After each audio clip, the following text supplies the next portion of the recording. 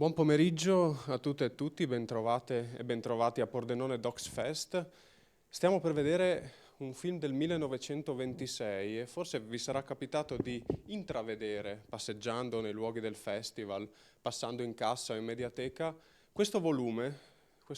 che si intitola Moana, Voci dall'età dell'oro, che ha a che fare proprio con il film che stiamo per vedere, ma è anche un modo per inaugurare una collana a cui teniamo particolarmente, si chiamerà Guardare il reale. L'idea è molto semplice, ma crediamo anche necessaria allo stesso tempo.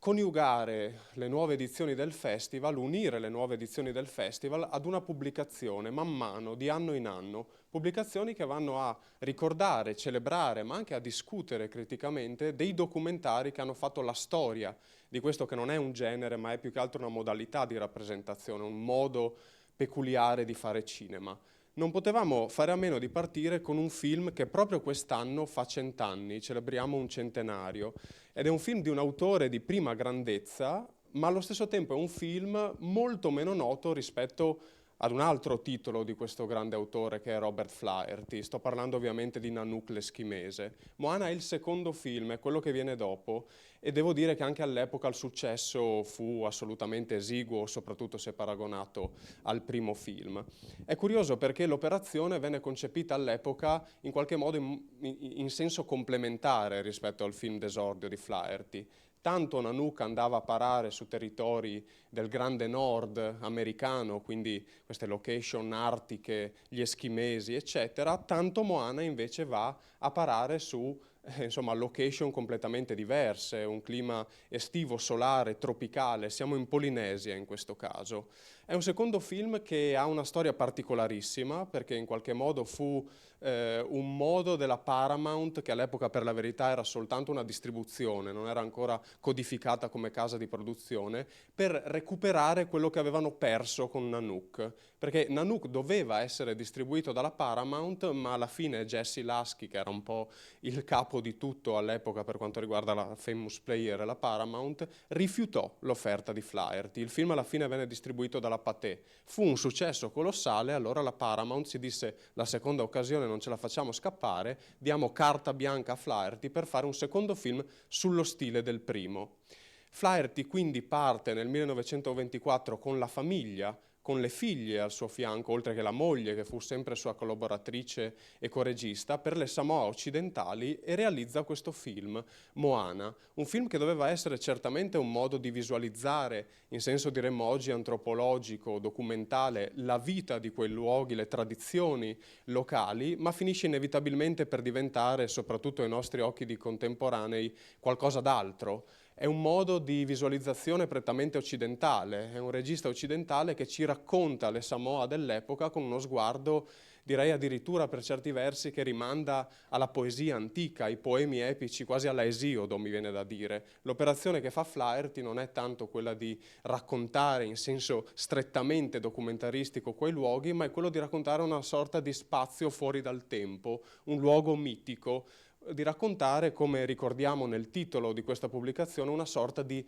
età dell'oro mitizzata. Questo inevitabilmente ci porta a disquisire, a ragionare criticamente sulle modalità che questo film adotta nella sua rappresentazione, perché dobbiamo fare i conti appunto con questa sovrapposizione di sguardi, il regime documentaristico da un lato e questa intenzione mitizzante e questo sguardo, diremmo oggi, coloniale dall'altro.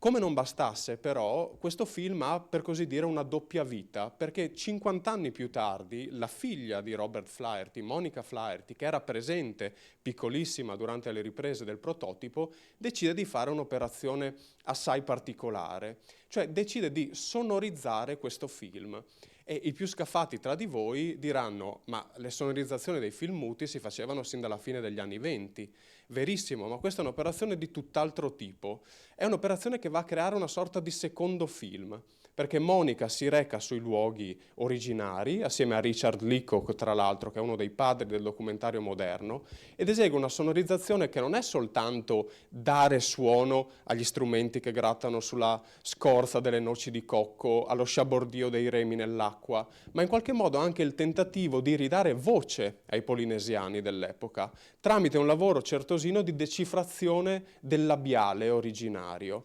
Come non bastasse, Monica decide anche di recuperare dei canti tradizionali samoani, soprattutto tramite gli appunti dello zio che era presente all'epoca delle prime riprese. E questo va a finire per creare una sorta di memoria vicaria, nel senso che tanti di questi canti erano stati nel frattempo dimenticati anche dalle popolazioni locali. Chi si occupa di antropologia è familiare con diciamo una modalità di fare antropologia o etnografia che viene denominata etnografia del salvataggio. Si parla di etnografia del salvataggio quando si va a fare proprio un'operazione di recupero culturale, prendere una cultura che sta scomparendo, è già scomparsa, e tentare in qualche modo di ripristinarla.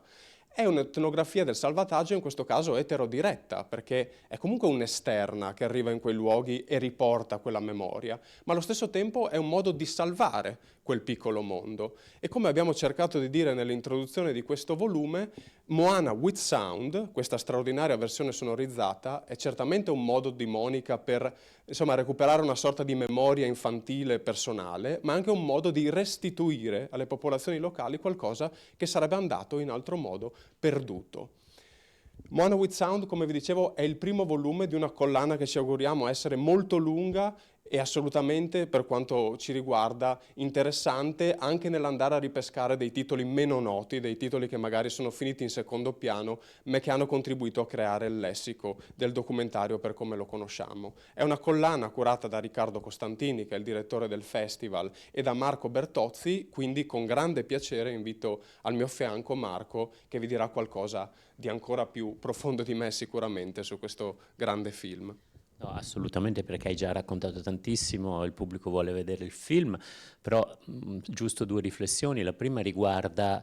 cosa significa fare storia del cinema e storia del documentario. Ci sono delle opere che restano nella memoria e che periodicamente vengono riesumate, che costituiscono una specie di canone della storiografia, e delle altre invece, soprattutto direi quelle del cinema documentario, che necessitano ogni tanto di essere ripescate e ricollocate nei nostri immaginari. Quindi il fatto di partire con Moana e di fare vedere ogni anno un film più o meno dimenticato, più o meno riscoperto, diventa qualcosa di fondamentale per ricordarci che il cinema è al tempo stesso il grande cinema di finzione, il cinema hollywoodiano, il cinema con gli attori, il cinema a grande budget, ma è anche la vicenda di una famiglia che si reca per 2 anni in un'isola lontanissima e con la popolazione locale cerca di fare un film. Sono due modi di produrre assolutamente diversi, però entrambi costituiscono il grande cinema.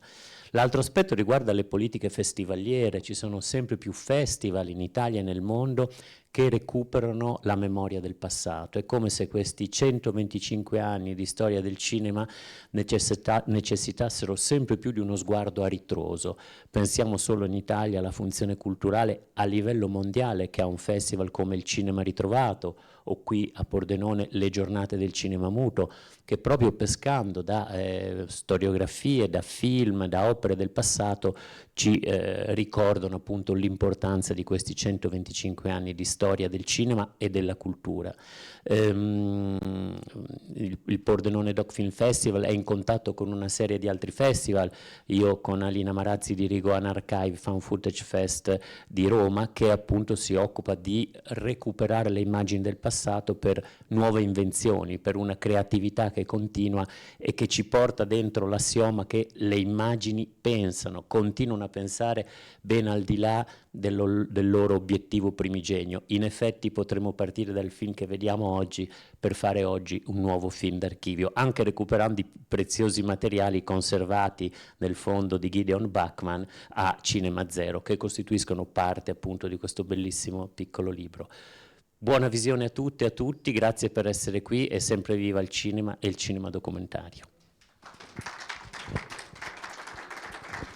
Un'ultimissima e velocissima nota, voi lo vedrete adesso il film, ma magari questo volume è anche bello da regalare, anzi lo è sicuramente, e vi ricordo che qui è presente un QR che vi rimanda ad una pagina streaming di CG Entertainment che consente di vedere gratuitamente con l'acquisto di questo libro il film Moana with Sound, presentato per la prima volta al pubblico italiano, quindi insomma mi sembra un'occasione interessante. Buona visione, grazie.